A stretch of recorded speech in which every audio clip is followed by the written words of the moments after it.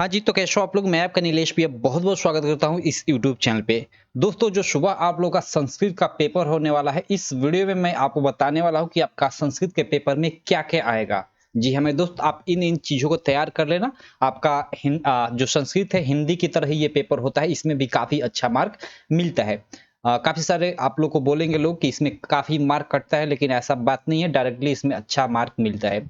चलो हम लोग देख लेते हैं। ये बोर्ड द्वारा जारी मॉडल पेपर है, यूपी बोर्ड द्वारा बोर्ड परीक्षा 2023 के लिए क्लास 10 का संस्कृत के पेपर हेतु।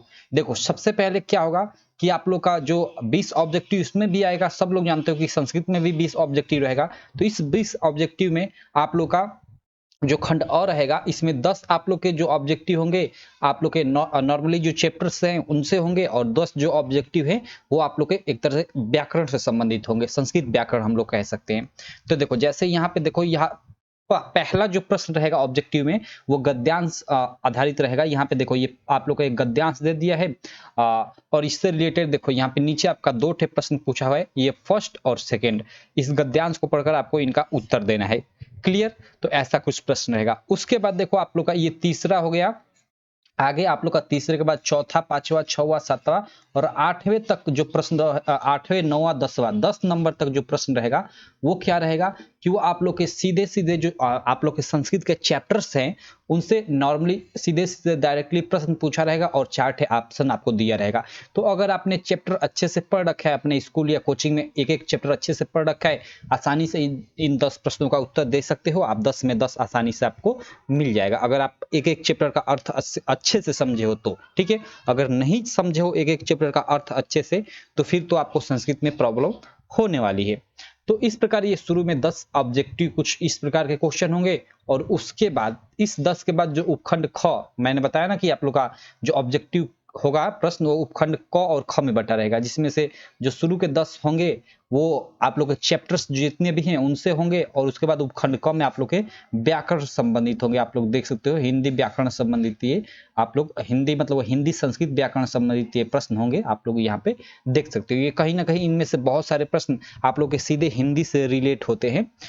तो कोई दिक्कत नहीं, यहाँ पे आप आसानी से कर लोगे। और ये आप लोग का 10 मार्क, यहाँ देखो ये सब 10 मार्क का आप लोग का प्रश्न रहेगा। इस प्रकार आप लोग का यहाँ पे 20 मार्क का पूरा प्रश्न संस्कृत में कुछ इस प्रकार का रहेगा।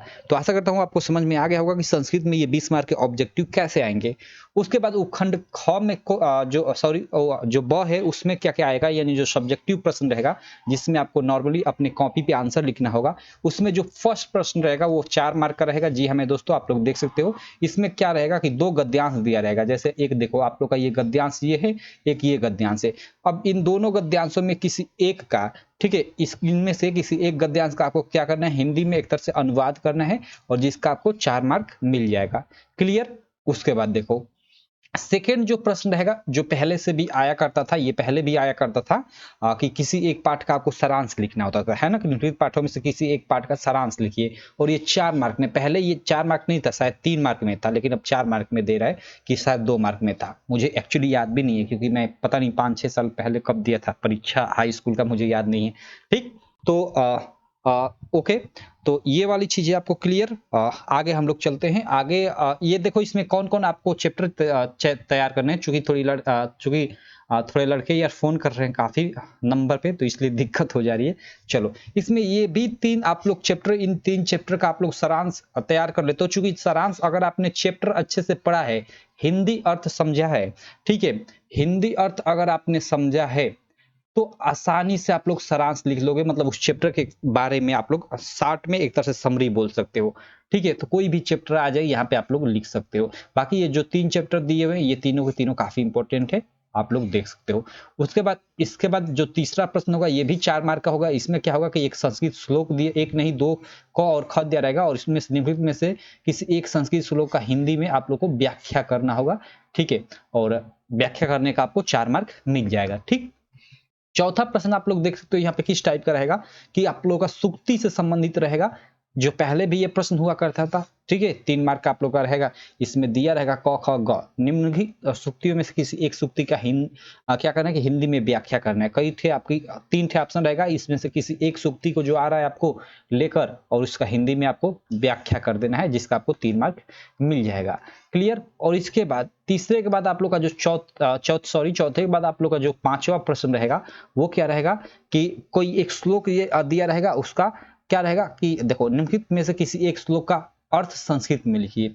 अब ये श्लोक दिया है, इस श्लोक का आप लोग को अर्थ लिखना है और वो भी संस्कृत में। ये काफी कठिन होता है, तो इसको कैसे भी आप बना बना कर लिख देना। ये जो लिखा गया है इसका आपको अर्थ मालूम रहना चाहिए और उसी के आधार पे थोड़ा थोड़ा मतलब बनाकर लिख देना। आपको 4 मार्क में से अगर गलत सही लिखते हो तो 2 मार्क भी मिल जाएगा, कोई दिक्कत नहीं होगी। ये तो काफी कठिन होता है भाई, संस्कृत में आपको अर्थ मतलब इसका क्या लिखना है कि अर्थ लिखना है, हिंदी में नहीं संस्कृत में।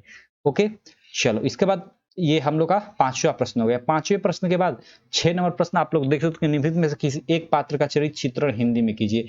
यहाँ पे मतलब जैसे महात्मा गांधी वाले पाठ का ये आप लोग को क्या करना है कि संस्कृत इसका एक तरह से चरित्र चित्रण करना है। या ये देख सकते हो, मतलब ये पहले यार ये तो पहले हम भी पढ़ा करते थे तो भी ऐसा आया करता था। तो आप लोग इसको देख लेना, आप लोग तैयार कर लेना, ये 4 मार्क में आएगा आपका। उसके बाद आप लोग का 6 का देखो, यहाँ पे 6 नंबर में यहाँ पे देखो ये 6 का क प्रश्न था और ये ख में क्या रहेगा कि आप लोग का प्रश्न दिया रहेगा। इन प्रश्नों में से आपको क्या रहेगा कि निम्नलिखित में से किसी एक प्रश्न का उत्तर, ओके, एक प्रश्न का उत्तर आपको संस्कृत में लिखना होगा। ठीक है, किसी एक प्रश्न का उत्तर आपको संस्कृत में लिखना होगा, जिसका आपको 2 मार्क मिलेगा। ओके, ये आपका उपखंड क हो गया। और यही जो 50 मार्क का सब्जेक्टिव प्रश्न था उसमें उपखंड क था, अब उपखंड ख आ जाएगा। और उपखंड ख के अंतर्गत क्या आएगा तो 7वें के क प्रश्न के अंतर्गत आप लोग देख सकते हो कि निम्नलिखित रेखांकित पदों में किसी एक में निर्देशानुसार विभक्ति का नाम आपको लिखना है। इसमें आपको पढ़ना है और इसमें कौन सी विभक्ति है, ये जो रेखांकित अंश है इसमें आपको नाम लिखना है। ठीक है, यहाँ पे देख सकते हो फर्स्ट सेकेंड थर्ड है। ओके, तो इनमें से निम्नलिखित रेखांकित पदों में से इनमें से किसी एक का आपको लिखना है। चलो आगे हम लोग चलते हैं। 7वां इस तरह रहेगा, ये आप लोग एक तरह से ऑब्जेक्टिव बेस्ड क्वेश्चन हो गए। ठीक है, और उसके बाद 7वें का ख रहेगा, निम्नलिखित में से किसी एक पद में प्रत्यय बताने। ओके, इसमें से किसी एक में आपका 4 ऑप्शन, इसमें से किसी एक में आपको मतलब प्रत्यय लिखना है कि कौन सा उसमें प्रत्यय है। सिंपल सा क्वेश्चन है। ठीक, 8वां प्रश्न आप स्क्रीन पे देख सकते हो। 8वां प्रश्न क्या है कि निम्नलिखित में से किसी एक का वाच्य, ओके, ये तो आप वाच्य परिवर्तन पहले से ही आता है, आपने पढ़ा होगा। अगर ऑफलाइन कोचिंग आप करते हो तो आपको पढ़ाया होगा अच्छे से वाच्य परिवर्तन। और यह 3 मार्क का। निम्नलिखित में से किसी एक का ही, 3 ऑप्शन दिया है लेकिन किसी एक का ही वाच्य परिवर्तन करना है, 3 मार्क आपको इसका मिल जाएगा। उसके बाद देखो, इसके बाद 8 के बाद 9 नंबर प्रश्न देख सकते हो कि निम्नलिखित वाक्यों में से किन्हीं 3 वाक्यों का संस्कृत में अनुवाद कीजिए और 2 × 3 यानी 6 मार्क आपको मिल जाएगा यहाँ से। और कई थे यहाँ पे ऑप्शन दिए हुए, इनमें से किसी भी 3 को लेकर आपका संस्कृत में आपको अनुवाद कर देना है। क्लियर। 9 नंबर प्रश्न इस प्रकार रहेगा। और 10 नंबर प्रश्न आप लोग देख सकते हो। 10 नंबर प्रश्न क्या रहेगा कि निम्नलिखित में से किसी एक विषय पर आपको संस्कृत में 8 वाक्यों पर निबंध लिखना होगा। ये प्रश्न है, कोई भी आप एक प्रश्न मतलब इसमें से जैसे सदाचार आपने ले लिया टॉपिक, इसमें केवल 8 लाइन ऐसे लिख देनी है। ठीक है, संस्कृत में, जिसका आपको 8 मार्क मिल जाएगा। बस 8 लाइन लिखने का, लेकिन संस्कृत में लिखना है, इतना आसान नहीं है। ठीक, ओके, तो ये आप लोगों का 10वां प्रश्न कुछ इस प्रकार का रहेगा। और अंतिम और 11वां प्रश्न क्या रहेगा कि निम्नलिखित पदों में से किन्हीं 2 पदों का संस्कृत वाक्यों में प्रयोग कीजिए और 2 × 2 यानी 4 नंबर का ये प्रश्न रहेगा। और देख सकते हो कई थे ऑप्शन है, इन ऑप्शन में से किसी एक पद का आप लोग को क्या रहेगा कि संस्कृत वाक्यों में प्रयोग करना रहेगा। ओके, तो इस तरह से पूरा का पूरा आप लोग का संस्कृत का ये पेपर रहेगा जो सुबह आने वाला है। तो आप लोग को जो मैंने बता दिया इसके आधार पे देख लो, जो चीजें आपकी तैयार नहीं है आप लोग तैयार कर लेना। बाकी अगला पेपर जो है आप लोग का विज्ञान है, उसकी तैयारी मैं सुबह से चालू कर दूंगा। बाकी मैं मिलता हूँ चलो नेक्स्ट वीडियो में, तब तक के लिए थैंक यू।